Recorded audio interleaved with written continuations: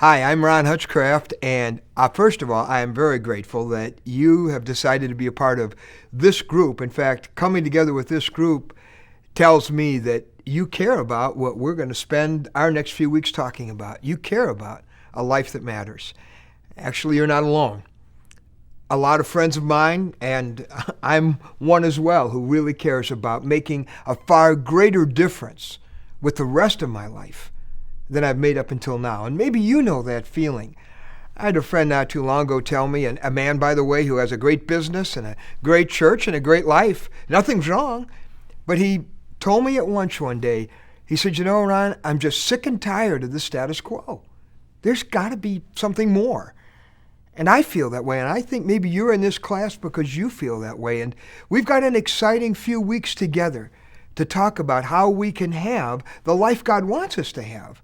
A life that matters, a life that does make a far greater difference in the years to come than it has made up until now. I think about Peter Parker. Now, if that name doesn't ring a bell right away, you're probably not a Spider-Man fan, but don't worry about that. Peter Parker, according to the Spider-Man story, was a geeky teenager who happened to be bitten by a radioactive spider one day. And it's interesting what happened because he developed some amazing capabilities that he never had before because of that spider bite. And he began to struggle with what should he do with all these capabilities. There's a great line in the movie that speaks a lot for how I feel about the rest of my life. He said this, "For me to live an ordinary life is no longer an option." Now, maybe you feel that way too. It isn't that your life isn't full. It's probably very full, but it's just not really fulfilling. That something more, there's got to be something more. You feel that in your heart. There is this restlessness in my own heart and in yours and in the lives of my fellow brothers and sisters across the country and even around the world. This restlessness for a higher impact life. Well, here's the good news. The reason you and I are restless is because God made us restless. Because He has something much bigger for us to do with our life than we're doing right now. He is inviting us to join Him in the greatest mission in the universe. It is a mission so important that His Son gave His life for this cause. And He's asking you and me to be a part of it. One of the great things that God wants to do is to take the everydayness of your life, and maybe you feel that way. It's kind of like same old, business as usual, every day's pretty much the same. What God has in mind is to not necessarily send you somewhere across the world to have your life make a greater difference, but to show you how the things that you do every day, going to work, going to school, living in the neighborhood you live in, being in the club you're in, doing what you do for recreation, He wants to infuse what you do every day with eternal significance. And who is there among us that isn't looking for a life that has greater significance? There's an incident in the life of Moses in the Bible that's a great launch pad for our pursuit of a life that matters. Moses thinks he's just going to be a shepherd the rest of his life. If you ask him what he would be doing on that day he went out to what turned out to be a burning bush, he would have said, well, I'm going to take care of sheep. I got my wife. I got my kids. Kind of live here out on the desert with this little flock. What he didn't count on was an encounter with God that day. And God came to him and said, Moses, I have heard the cries of your people. I have seen the misery that they're in. And I am coming down to rescue them. Boy, I can imagine Moses going, yes, God has heard the cries of my people. He's seen their misery. Yes, it's good. God's coming down to rescue them. That's wonderful. And then God says, so now go, Moses. I am sending you. Maybe Moses goes, oh no, at this point, because he doesn't understand how he could fit into the great rescue plan that God has for him. He's just a shepherd. I believe that God may want to have a conversation with everyone that's in this room right now along those lines. That I have heard the cries of the people you work with.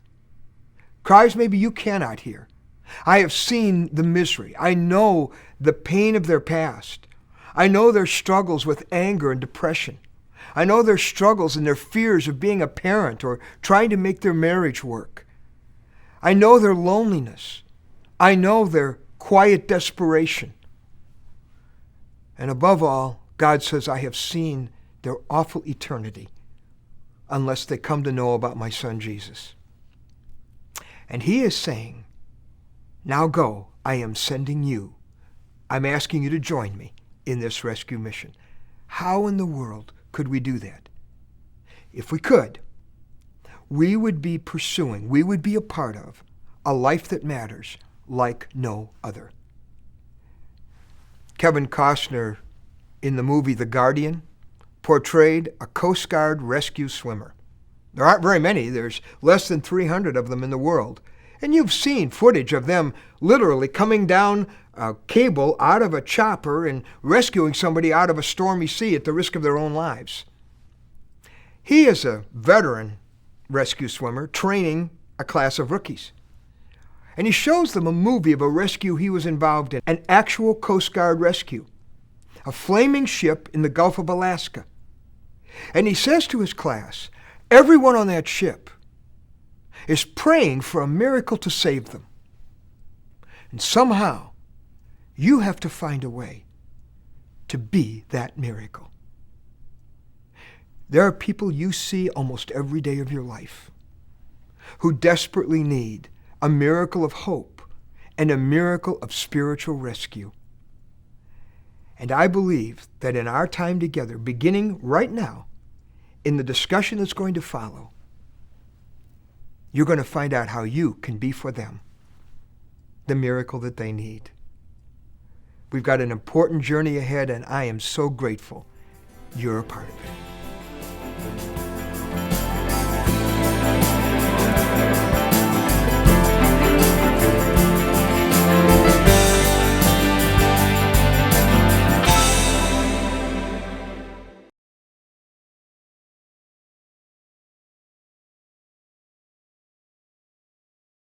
Well, my guess is that as you've had a chance to interact with your group the last few minutes, you find out that your desire for a life that matters and a life that is not ordinary is probably pretty common among you and the other folks there. And certainly I share that in common with you, and that's why I'm looking forward to these next few weeks with you. In fact, Spider-Man was right. Living an ordinary life really is no longer an option. That's why we're going to look at some very important things together in the weeks to come. For example, do you know why you are where you are? Why you work where you work? Live where you live? Recreate where you recreate? Go to school where you go to school? Shop where you shop? Believe it or not, there are some God reasons you are in those places.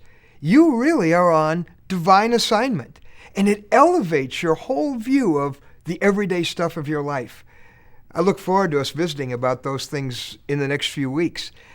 It's important for you to realize the unique position, the unique person, the unique background you have, and how that qualifies you to make a unique difference in the lives of people who are already part of your world. And then there are questions of how do I overcome the fear that keeps me from expressing the faith that I have in my heart that I know could make a huge difference, an eternal difference in the lives of people that I know. And then how do I even communicate Christ to people who may not even be interested in hearing about him? We're going to look at some of the ways that anybody can communicate Christ, no matter what your personality, your training, your background, no matter how many Bible verses you know or you don't know. We'll be talking about that in weeks to come. We're going to learn how to think lost and begin to enter into the minds and the hearts and the needs and the lives of the people around us who need what we carry in our heart so much. And above all, we're going to find out how we can make the greatest difference any person can make. How can we take somebody else to heaven with us? How can you have the people in your world that you care about in heaven with you forever? We'll be focusing on that a lot. That is ultimately a life that matters. I'd like to ask you to do something for these next few days until this group gets together again. I'd like you to ask God to lay on your heart the name of one person that you care about, who, as far as you know right now, does not have a personal relationship with Jesus Christ, and probably is not headed for heaven as far as you know.